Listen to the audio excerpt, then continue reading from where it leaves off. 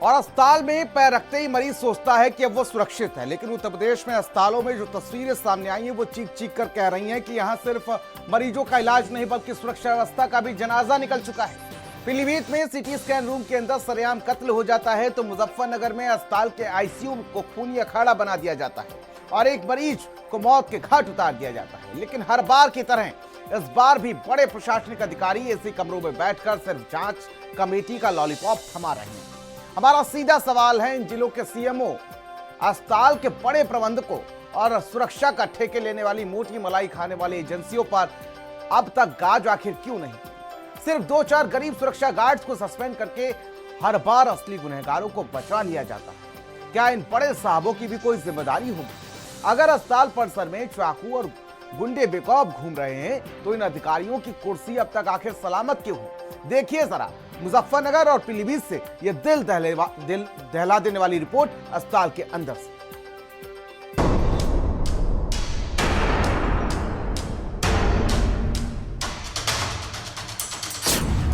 UP के अस्पतालों में कानून का अंधेरा, कहीं सीटी स्कैन रूम में कत्ल तो कहीं आईसीयू में हत्या। इलाज की जगह खून खराबा, अपराधियों के हौसले बुलंद। अस्पताल एक ऐसी जगह है जहां इंसान जिंदगी बचाने जाता है, जहां दर्द में कराहता मरीज सिर्फ एक उम्मीद लेकर पहुंचता है कि यहां उसे सुरक्षा मिलेगी। लेकिन यूपी में सामने आई 2 घटनाओं ने इस भरोसे को हिला दिया है।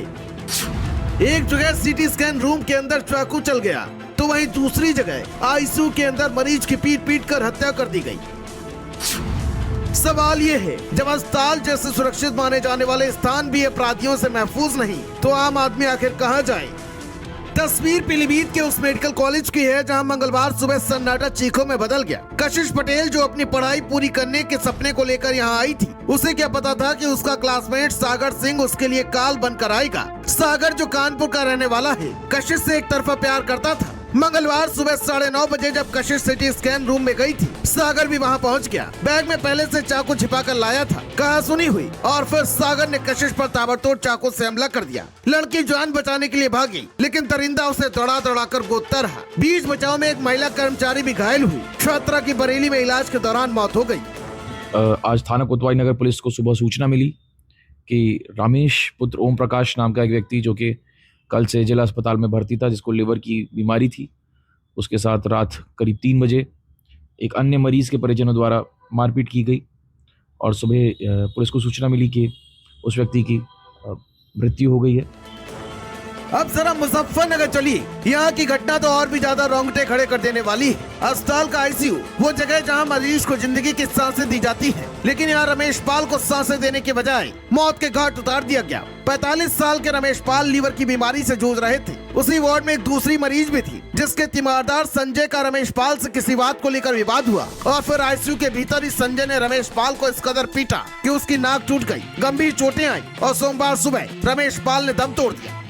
देखिए, यहाँ पे लगभग सुबह 9 बजे पुलिस की सूचना प्राप्त हुई कि एक पैरामेडिक ने दूसरे पैरामेडिक पे किसी बात को लेकर चाकू से वार किया और तत्काल इसमें उनको मेडिकल ट्रीटमेंट यहाँ पे दिलाया गया और जो एक्यूज है उसको भी पुलिस हिरासत में लिया गया है, उससे पूछताछ की जा रही है। ऐसे में कई सवाल है। पीलीभीत में चाकू लेकर लड़का अंदर गया तो सुरक्षा गार्ड क्या सो रहे थे? मुजफ्फरनगर में आईसीयू में मारपीट हो रही थी तो सीसीटीवी क्या सिर्फ रिकॉर्डिंग के लिए है या उन्हें कोई देख भी रहा था? अस्पताल में सुरक्षा के नाम पर जो गार्ड तैनात है, क्या उनका काम सिर्फ गेट पर बैठकर बीड़ी फूकना है? आज मरीज वहाँ भर्ती होने से डर रहे हैं क्योंकि उन्हें डर इस बात का नहीं कि बीमारी जान ले लेगी, डर इस बात का है कि कहीं कोई दूसरा मरीज या कोई सन की आशिक उनकी जान न ले ले।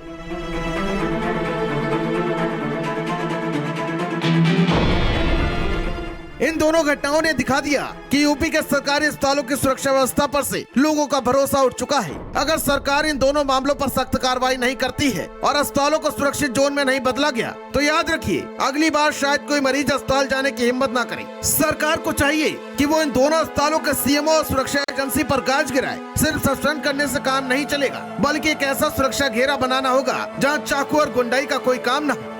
मुजफ्फरनगर से भारत समाचार के लिए सचिन त्यागी और पीलीभीत से हरिपाल सिंह की रिपोर्ट।